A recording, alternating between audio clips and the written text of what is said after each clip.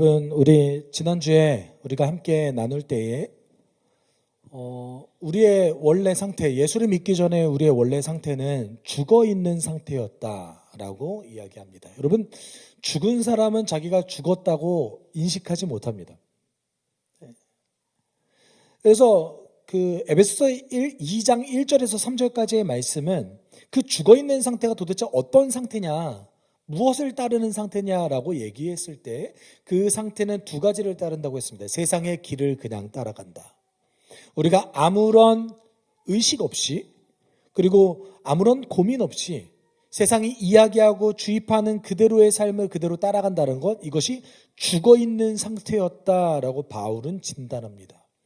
그리고 또 한 가지는 불순종하게 만드는 그 어떤 보이지 않는 세력을 따라간다라고 이야기합니다. 이것도 역시 죽어있는 상태라고 이야기하고 있습니다.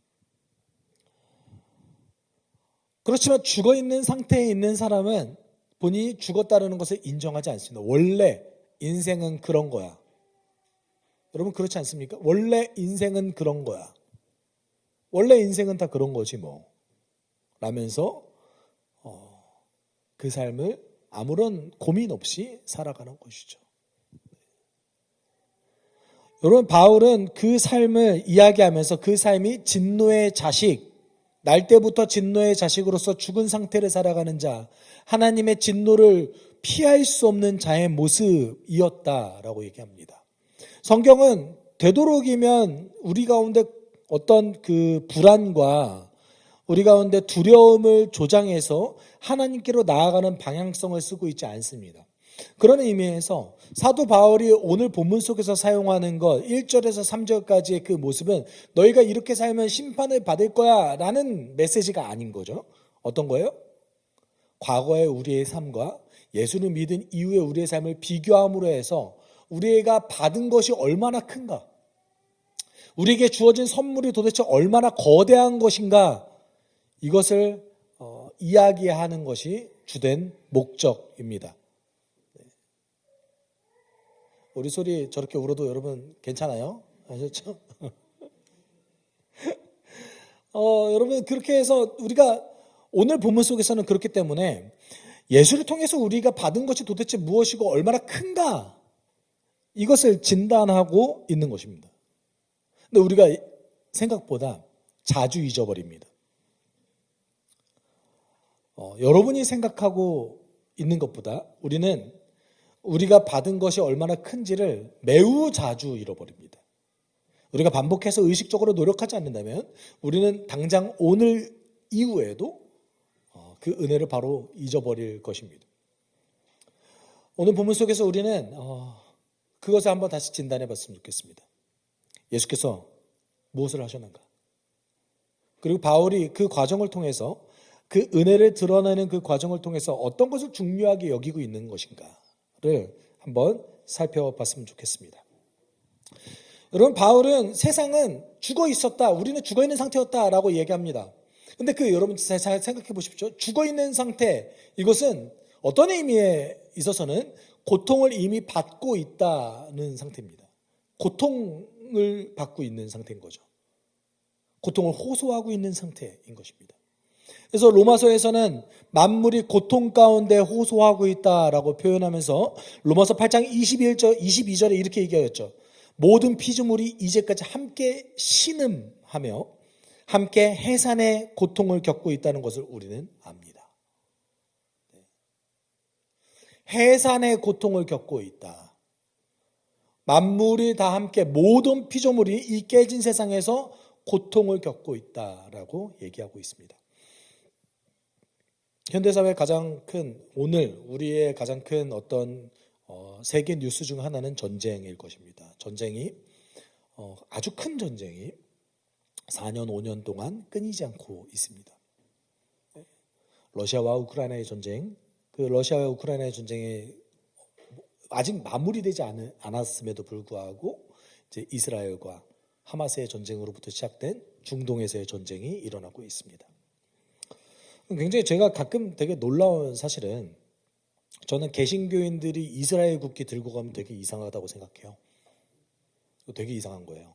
왜냐하면 그 이스라엘과 개신교는 전혀 관련이 없거든요. 또 한 가지는 그 지금 현재 그 이스라엘이 레바논 폭격하고 있잖아요. 그렇죠? 레바논의 기독교 인구가 30% 넘어가는 거 혹시 아세요?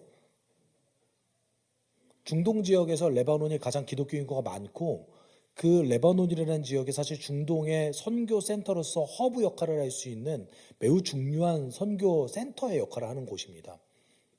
근데 지금 이스라엘이 거기 폭격하고 있잖아요. 근데 이상하게 개신교인들이 좋아해요. 무슨 일이죠? 네. 저는 너무 이해할 수 없습니다. 문제의식을 가져야 되는 거예요. 네. 우리가 그 기독교인이 어딘가에서 고난을 받고 핍박받을 때 굉장히 슬퍼하면서 함께 기도하잖아요. 그렇죠? 그럼 우리가 해야 될 일이 뭡니까? 이스라엘이 레바논 폭격하지 않게 기도해야 되는 거죠. 혹시 그 안에 우리의 형제 자매가 죽어가고 있으니까요. 이 의식이 없어요. 네. 마치 중동에 있는 어떤 나라는 죽어도 된다고 생각하는가 봅니다.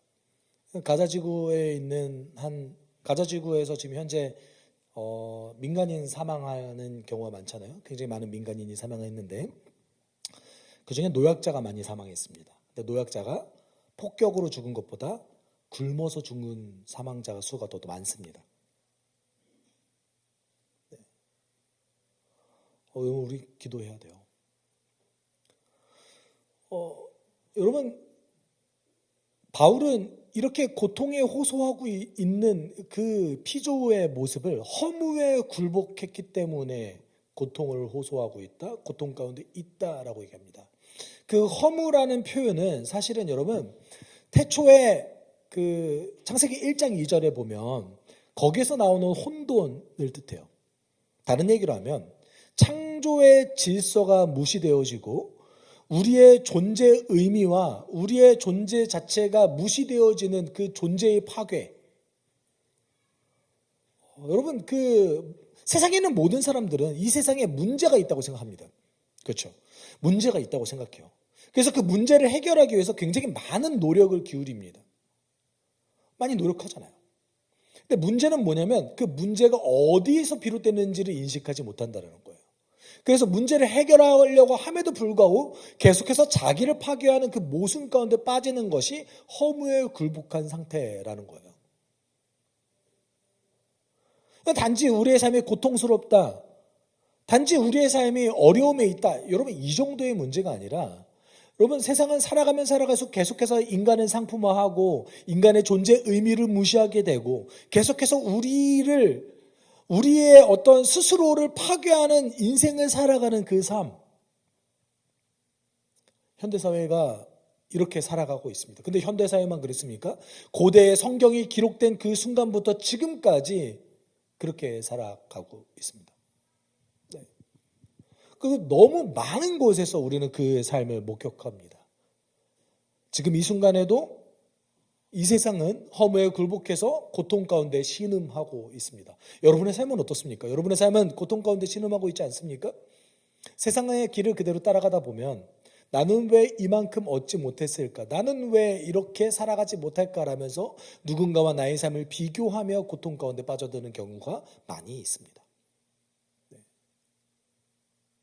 그리고 이렇게 살아가려면 주의 뜻을 무시하고 바르게 살아가는 걸 무시하고 성실하게 살아가는 걸 무시하고 온갖 편법과 온갖 불법의 일을 자행하면서 그렇게 살아가도 괜찮아 라면서 하나님께서 우리를 만드신 그 창조의 질서를 스스로 무너뜨리고 존재의 의미를 무너뜨리는 삶을 우리는 살아갑니다. 여러분 그 삶에는요 부작용이 있습니다. 네. 세상에 악인들이 득세하는 것 같죠. 그 악인들의 결말이 좋은 경우는 없습니다. 네. 여러분 세상에는 부작용이 있습니다. 특별히 우리는 권력자들 가운데 가정이 파괴되고 인격이 파괴되는 모습을 너무 많이 보시지 않으셨어요? 그렇죠? 멀쩡한 권력자의 집안이 많이 있던가요? 별로 없습니다. 이 삶은 사실 스스로를 파괴하는 그 허무에 굴복하는 모습들이 너무나 많이 등장합니다. 오늘날의 모습에서. 그런데 중요한 사실이 하나 있습니다. 하나님께서는 그 고통을 내버려 두시지 않는다는 사실이 중요합니다. 하나님께서는 그 고통에 반드시 응답하신다는 것이 중요합니다. 여러분 4절에 그래서 이렇게 얘기하고 있죠. 우리 4절 같이 읽어볼까요? 그러나 하나님은 자비가 넘치는 분이셔서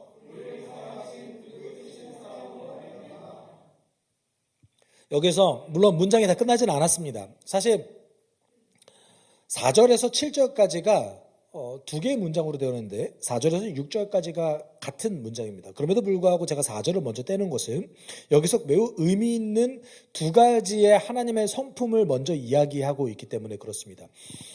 여기서 무엇 때문에 라면서 어떤 그 5절과 6절에서 하나님께서 우리를 위해서 행하신 일들, 그 행하신 일들의 원인을 두 가지로 진단합니다. 그것은 무엇이냐면 하나님의 성품이에요. 근데 하나님의 성품인데 하나님의 성품 중에 어떤 성품입니까? 그 크신, 여기 그냥 자비라고 나오는데 무한한 긍휼, 크신 자비, 사실 형용사가 들어가거든요. 그리고 또 한 가지 더 얘기하죠. 크신 사랑, 우리를 사랑하신 그 크신 사랑. 도대체 두 개가 뭐가 다릅니까? 여러분, 자비와 사랑 뭐가 다릅니까? 마치 자비 이러면은 부처님 생각나는 것 같고, 그렇죠? 절에 가야 될 것 같고, 그렇잖아요. 명백하게 의도가 있어요. 의도가. 구약 성경을 잘 살펴보면 여러분 그 의도를 살필 수 있는데 특별히 오늘 본문 속에서 풍성한 자비, 사실 풍성한 자비거든요. 이 풍성한 자비라고 번역한 이 헬라어 번역이 구약 성경에서 얘기하는 그 풍성한 자비를 그대로 번역해 온 거예요. 근데 이제 언어가 다르잖아요. 히브리어에서 헬라어, 그렇죠? 그래서 이거를 우리가 어떻게 알 수 있냐면 그 중간 과정에서 70인경이라는 성경이 있습니다. 그 예수님 시절에도 이미 번역되었던 그 성경인데 그게 히브리어를 헬라어로 번역했던 구약 성경이에요. 유대인들이 번역한. 근데 거기에서 구약 성경에 우리가 소위 얘기하는 풍성한 자비라는 그 번역을 똑같이 번역해야 해서 썼던 그 단어를 바울이 차용해서 쓴 거거든요. 그러면 그 풍성한 자비가 뭘 뜻하냐라고 했을 때 여러분 성경에서 이 단어가 언제 등장하냐면 하나님의 진노가 마땅히 백성 가운데 임해도 상관없는 그 상황에서 하나님이 본인의 자비를 드러낼 때, 참으시는 걸 드러낼 때, 인간이 그의 백성이 굉장히 크게 범죄했는데 크게 범죄했음에도 불구하고 나는 참고 있다. 나는 자비가 넘친다. 이거를 이야기하실 때 썼던 단어예요. 여러분 출애굽기 34장 6절에 이 대목이 등장합니다. 출애굽기 34장은요. 모세를 따르는 백성들이 모세가 잠깐 사라지자 금송아지를 만들었습니다.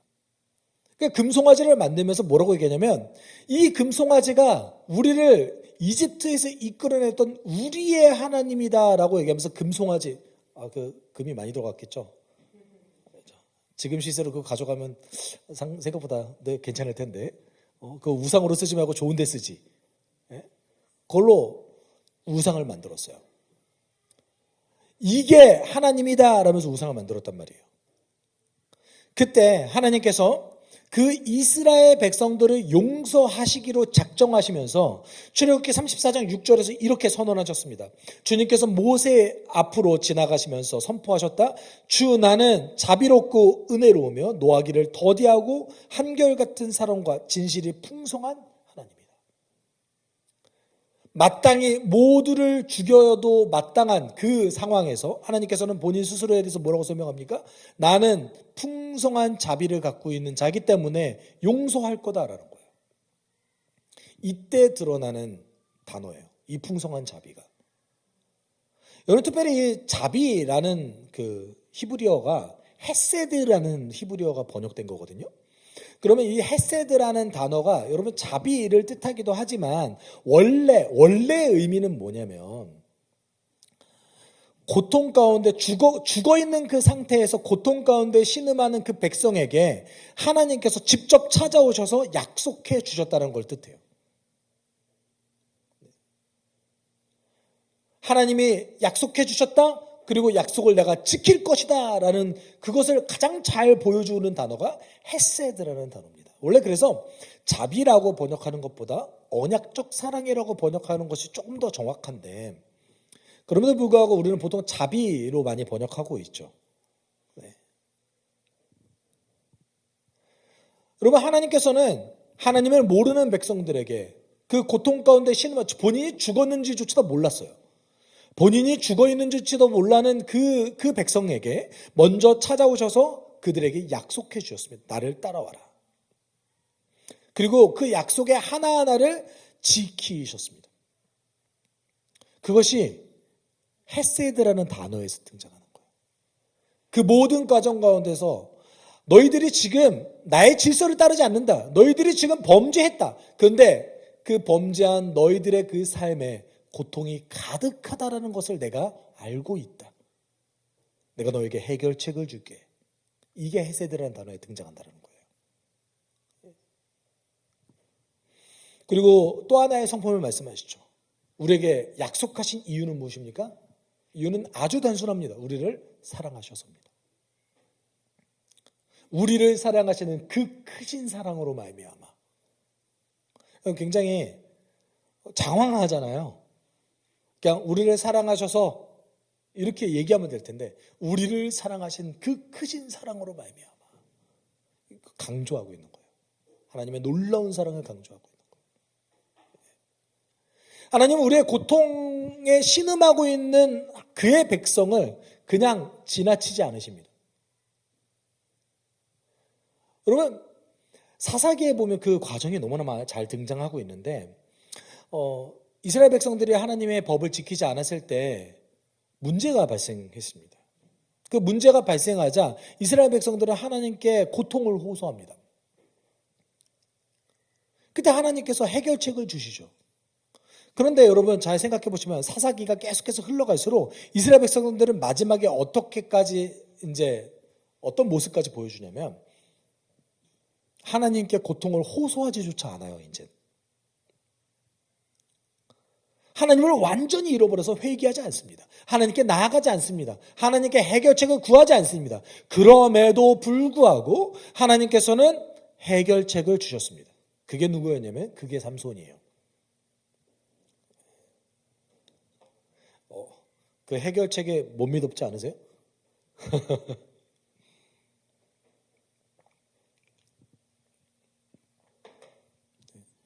그래서 하나님 해결해 주셨어요.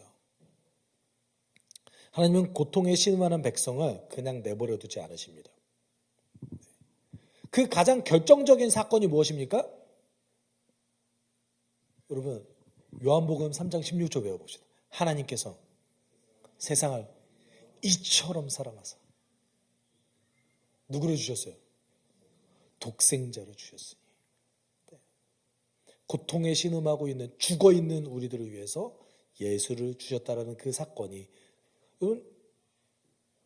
그 방식을 그 누구도 원하지 않았습니다. 죄의 문제를 해결해 달라고 그 누구도 원하지 않았습니다. 단지 이스라엘이 원했던 것은 지금 식민지 속에서 고통받는 우리를 살려주세요 였습니다. 근데 하나님께서는 그 문제의 원인을 제거하시기 위해서 예수를 보내주셨습니다. 그럼 도대체 구체적으로 어떤 겁니까? 5절 6절에서 얘기하고 있죠. 좀 같이 읽어봅시다. 범죄로 죽은 우리를 그리스도와 함께 살려주셨습니다.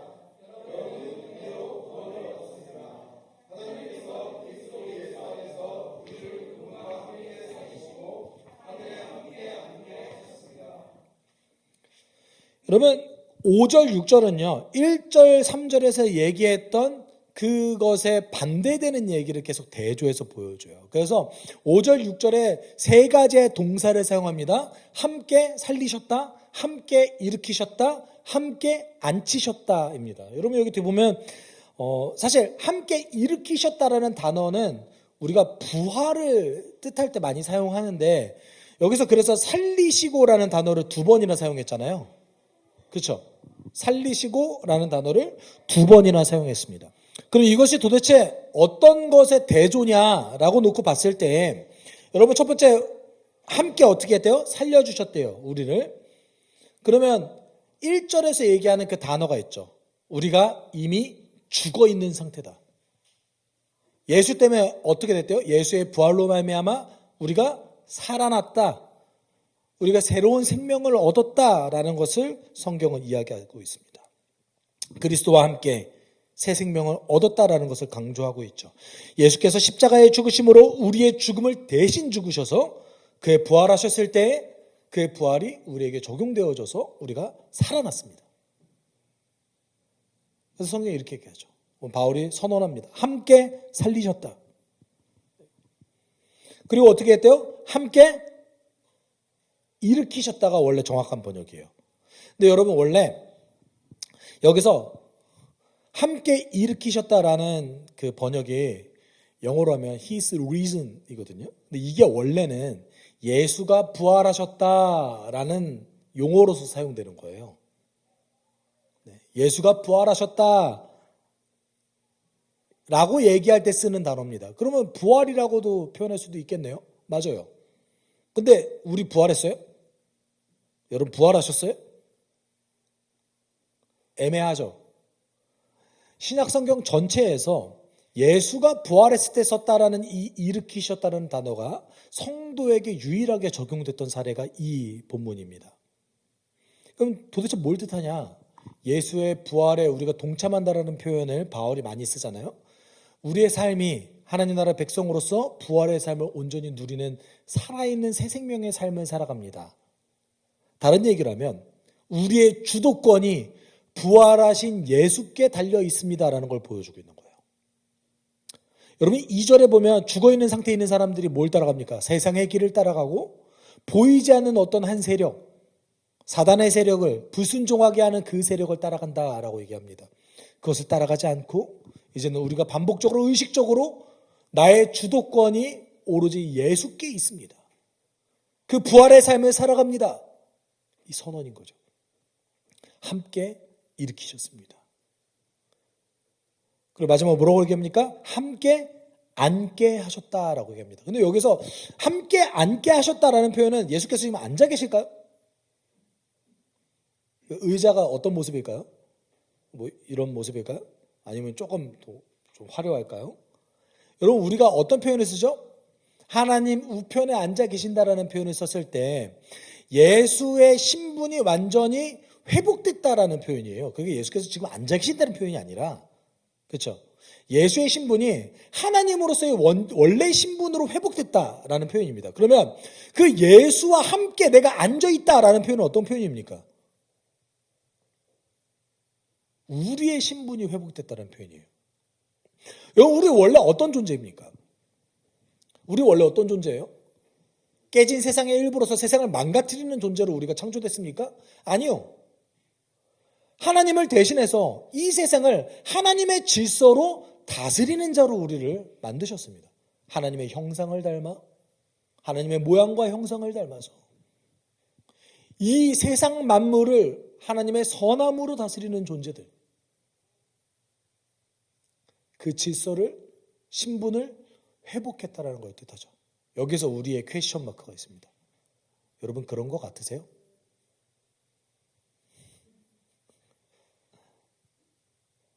여러분 정말 그런 거 같으세요? 내가 지금 회복된 신분의 삶을 살아가는 것 같으세요? 그러셔야 합니다. 하나님께서 우리를 단지 죽어서 너희들이 예수와 함께 다스리는 자가 될 거야 라는 것으로 부르지 않으셨고 오늘 본문 속에서 얘기하는 것은 이루어진 것을 얘기하는 겁니다. 죽어서 너가 하나님 예수와 함께 앉게 될 거야 라는 것을 얘기하시는 것이 아니라 뭘 얘기하시는 겁니까? 지금 우리의 신분이 회복됐다. 진노의 자녀로서 살아가는 것이 아니라 예수와 함께 다스리는 자로 살아가는 존재로서 우리가 회복되어졌다라는 것을 얘기하고 있죠. 여러분 요 정도 우리가 나눴으면은 와, 우와 이러셔야 돼요. 우와. 근데 이게 우리가 우와가 잘 안 나오잖아요. 그렇죠? 여기 나도 모르게 죽어 있는 삶에 쪄들어 있는 거예요. 얼마나 거대한지 잘 모르는 거예요. 받아들여지기가 쉽지 않아요.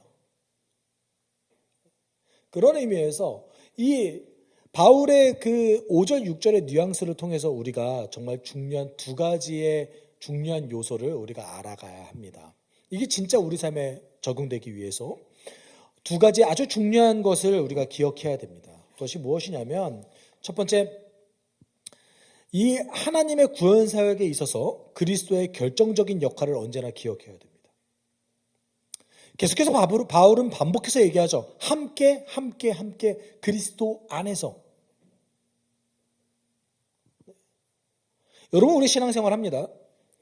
어떤 분은 수십 년 교회를 다니고 어떤 분은 짧게 교회를 다닙니다. 그렇지만 한번 우리가 회심하고 교회를 다니기 시작하는 순간부터 우리의 신앙생활은 지속적으로 계속해서 반복되어집니다. 그 반복되는 과정 가운데서 여러분 예수를 얼만큼 알아가십니까? 예수가 무엇을 가르치셨고 예수가 무엇을 하셨고 예수가 그 가르침을 통해서 우리 삶에 원하시는 것은 무엇인가? 반복적으로 알아가십니까? 여러분 예수와 함께라는 단어를 통해서 바울이 이야기하고자 하는 것은 우리의 생명도 우리의 삶도 우리의 신분도 그와 함께 있을 때 의미가 있는 겁니다. 우리가 생각보다 예수가 어떤 가르침을 주셨는지 별 관심이 없어요. 그렇죠? 여러분 예수의 가르침은요 정말 혁명적이에요. 예수의 가르침은요 시간과 공간에 매여 있는 우리의 생각의 차원을 넘어갑니다. 제가 반복해서 고난주간 사경회 때 그 의미를 되새기려고 노력하는 이유는 여러분 그 복음서에서 등장한 예수의 가르침을 묵상하면 묵상할수록 너무나 그 의미가 놀랍기 때문에 그렇습니다. 완전히 새로운 차원에서의 인생을 논하고 있기 때문에 그래요. 네. 여러분 그러면 우리 어떻게 해야 됩니까? 반복해야죠. 예수께서 우리 삶 가운데 우리에게 이렇게 말씀하셨습니다. 그러나 내가 주는 물을 마시는 사람은 영원히 목마르지 아니할 것이다. 내가 주는 물은 그 사람 속에서 영생에 이르게 하는 샘물이 될 것이다.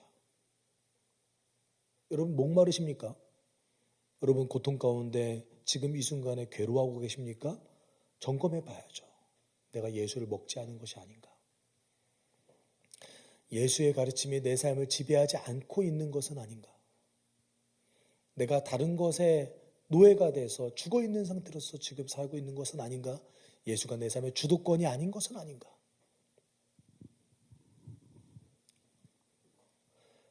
여러분 그 반복은요 우리에게 이해와 깊이를 더해줍니다. 예수를 아는 것에서 더 이해하고 예수의 가르침을 실천하는 것에서 더 깊이를 더해줍니다. 바울은 계속해서 반복합니다. 하나님의 구원에 가장 결정적인 역할을 했던 분이 누구냐? 예수다. 우리는 그 예수와 함께 사는 것이다. 선언하고 있죠. 이것은 우리의 삶의 태도입니다. 삶의 태도예요. 여러분 날마다 예수를 묵상하셔야 되는 거예요. 예수께서 무엇을 하셨는지 아주 짧은 시간이라도 기도하셔야 됩니다. 그리고 여러분 두 번째 우리가 중요한 사실이 하나 있는데 바울이 강조하고 있는 두 번째 중요한 사실은 이 모든 축복이 뭐래요? 이미 이루어진 것이란 거예요. 바울이 썼던 세 가지의 동사 함께 살리시고 함께 일으키시고 함께 앉히시고라는 이 동사 세 개는 전부 다 과거형으로 쓰여졌습니다. 여러분 어떤 거예요? 이미 이루어졌다라는 거예요. 이상하죠? 우리는 예수가 하늘에 이미 하나님 우편에 앉아 계시는 그곳에 예수와 함께 앉아 있지 않는데 이미 앉아 있다는 것이 이루어졌대요. 예수께서 십자가와 부활이라는 이 사건을 통해서 이미 완성하셨다. 이미 이루어진 사실이다 라는 거예요. 그렇지만 우리는 그럼에도 불구하고 완성을 기다리긴 하죠. 언젠가는 우리가 진짜로 예수와 함께 세상을 다스릴 날이 있겠죠. 지금도 다스리지만, 그렇지만 우리는 때때로 우리 이 삶 가운데 어떤 걸 누립니까? 눈에 보이기에는. 어때요? 예수가 지배하지 않는 세상인 것 같아요. 눈에 보기에 내 삶은 반복적으로 계속 어려움만 반복적으로 있는 것 같습니다. 그러지 않으십니까? 여러분, 예수가 말씀하셨던 것, 예수가 우리 가운데 행하셨던 것이 이미 이루어졌다라는 것을 받아들이는 것이, 그것은 성경에서 뭐라고 얘기합니까? 그것을 믿음이라고 얘기합니다. 여러분, 그게 믿음이에요. 바울이 이렇게 선언하죠. 로마서에서 보이는 것을 누가 소망이라고 얘기하느냐? 보이지 않는 것이 소망이다. 우리는 보이지 않는 것을 믿으며 소망을 하는 자들이다. 그래서 성경에 여러분 우리가 성경을 그래서 균형적으로 잘 읽어야 돼요. 어떻게 읽어야 돼요? 말세에 이르러 뭐라고 얘기합니까? 사람들이 자기를 사랑하고 돈을 사랑한다. 우리가 눈에 보이는 현상들을 성경에 이미 기록해 놓지 않았습니까? 눈에 보이는 현상들, 우리가 세상에 이러면 안 되는 거 아니야 라는 그 눈에 보이는 현상들이 너희들 반드시 그 모습을 경험할 거야 라면서 성경에 기록해 놨다고요. 왜냐하면 이 세상은 언젠가 멸망할 세상이기 때문에. 근데 우리가 기억해야 될 또 다른 사실이 있죠. 이미 예수께서 승리하셨다라는 그 사실 기억해야 된다는 거예요. 요한복음 16장 33절에서 예수께서 이렇게 말씀하셨습니다. 우리 같이 읽을까요? 내가 이것을 너희에게 말한 것은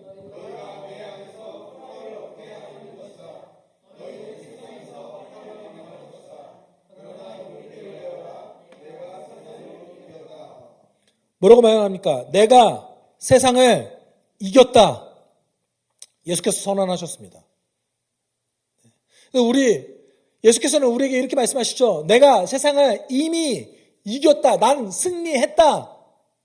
여러분, 혹시 우리는 예수께서 세상을 이기셨다고 말씀하시는데 세상에서 이기려고 하지 않으세요? 그 세상에서 내가 원하는 현상이 나타나지 않으면 패배한 것 같지 않으세요? 내가 원하는 욕망이 성취되지 않으면 패배한 것 같지 않으세요? 예수는 그렇게 말씀하지 않으셨습니다. 세상에서 너희가 환난을 당하나 담대하라. 내가 세상을 이겼노라. 우리 예수는 우리의 생각과 정반대로 말씀하셨어요. 이미 내가 이겼다. 근데 너희 삶 가운데 고통이 있는다 할지라도 내가 이겼다라는 그 사실을 기억해라. 여러분, 우리의 신앙의 선배 그리스도인들은 마치 패배자의 모습으로 살아갔습니다.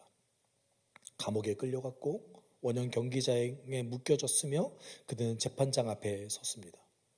근데 결과는 어떻습니까? 그들은 패배자의 모습 가운데 패배자의 모습으로 비춰졌지만 예수가 승리했다는 것을 수용하고 살아갔던 자들입니다. 그리고 그 사람들의 그 삶이 정말 세상을 변화시켰습니다. 아멘 아닙니까? 아멘이죠. 한국교회는 어떻습니까? 패배자처럼 보여졌던 그 그리스도인의 삶이 세상을 변화시켰습니다. 안 그렇습니까? 맞아요. 맞아요. 여러분, 가끔 시간이 나실 때 그 합정역 근처에 있는 양화진에 있는 선교사의 묘지를 한번 가보십시오. 그 선교사들이 어떤 말을 했는지를 한번 묵상해 보십시오. 루비 캔드릭이라는 한 여성 선교사는 25이라는 나이에 순교했습니다. 한국에 와서 병에 걸려서 죽었어요. 근데 그가 순교해 가면서 무슨 얘기를 했냐면 내가 다시 한번 생명을 얻는다 할지라도 난 다시 두 손 땅에 올 것이다. 제가 길가 가다가 이제 양화진 선교사 묘지 가운데 멈춰졌던 하나 그 묘지들이 있다면 언노운이라고 쓰여졌던 묘지들이 있습니다. 이름조차 남기지 않았던 그 순교자들. 여러분, 패배자의 모습 같지 않으세요? 그 선교사와 같이 왔던 그 자녀들도 열병으로 같이 죽어가고. 여기 그 용인 지역에 가면요, 그 선교사뿐만 아니라 한국교회 순교자 기념관이 있습니다. 그들이 여러분 고통을 즐거워해서 그렇게 패배자의 모습으로 죽어간 것 같습니까? 아니요. 그렇지 않아요. 여러분 그들이 세상을 변화시킨 겁니다.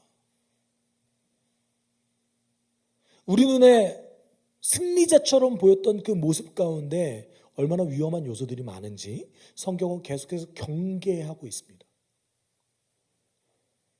사단은 마치 천사의 모습으로 너희 앞에 등장할 것이다 라고 예수께서 경고하지 않으셨습니까?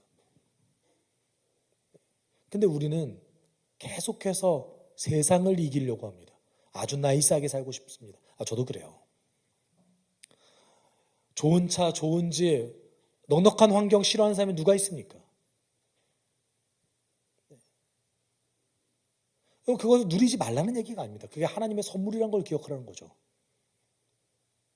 그리고 더 기억해야 될 것이 있습니다. 우리가 지금 현재 내 감정이 무너지고 내 어려움이 있는다 할지라도, 내가 지금 고통을 호소하고 있는다 할지라도 우리가 기억해야 될 단 한 가지 사실이 있다면 예수가 세상을 이겼다.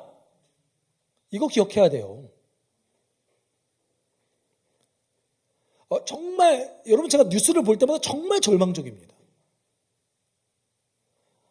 정말 절망적인 뉴스들이 얼마나 많이 등장하는지 모릅니다. 그렇지만 그럼에도 불구하고 내가 반복적으로 묵상해야 될 것이 무엇입니까? 이미 예수가 세상을 이겼다. 이 구원이 이미 이루어졌다.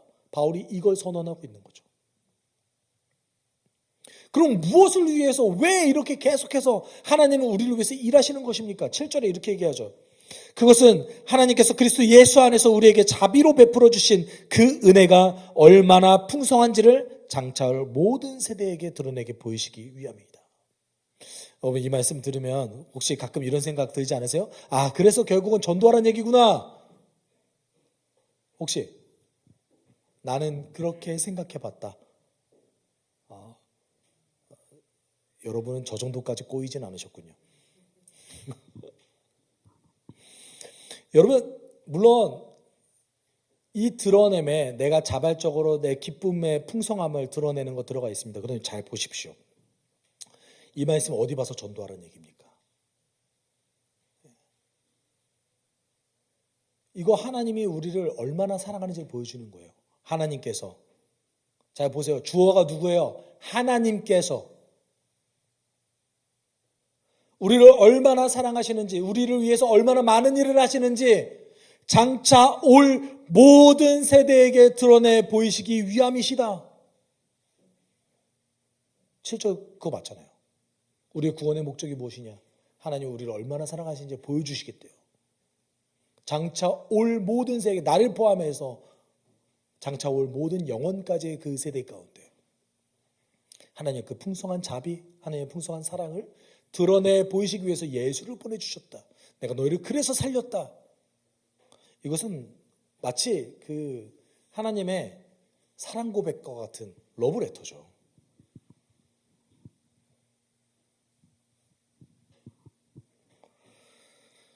여러분 우리가 기억해야 됩니다. 우리가 하나님의 사랑을 기억하지 못할 때는 언제냐면 예수가 세상을 이겼다라는 것을 우리가 인식하지 못해서 그 구원의 사실이 이미 이루어졌다라고 받아들이지 못할 때가 많이 있습니다. 생각보다.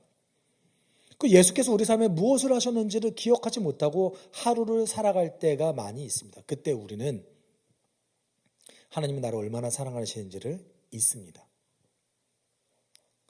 여러분, 여러분의 삶이 너무 바쁘다고 핑계대지 마십시오. 아무리 우리 삶이 바빠도, 아무리 우리 삶이 고통스러워도 우리가 예수를 찾을 수 있는 충분한 시간이 있습니다. 긴 시간이 아니어도 괜찮습니다.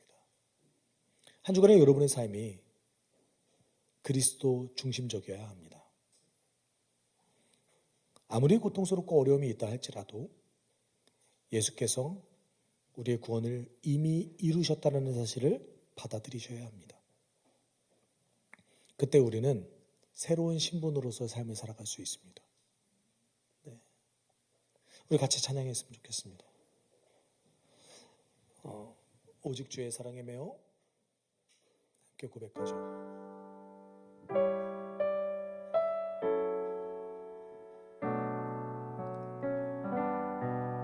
우리 주님 우리의 고통을 외면하지 않으시고 예수 그리스도를 통해서 구원을 이루셨습니다. 그래서 날마다 기억하는 여러분 되길 소망합니다. 오직 주의 사랑에 매여 내 영 기뻐 노래합니다. 이 소망의 언덕 걸음의 땅에서 주께 사랑 드립니다. 오직 주의 임재 안에 갇혀 내 영 기뻐 찬양합니다. 이 소명의 언덕 거룩한 땅에서 주께 경배드립니다. 주께서 주신 모든 은혜 나는 말할 수 없네. 내 영혼 즐거이 주 따르렵니다. 주께 내 삶 드림. 다시 고백합시다. 오직 주의 사랑에 매여 내 영 기뻐 노래합니다. 이 소망의 언덕 기쁨의 땅에서 주께 찬양 드립니다.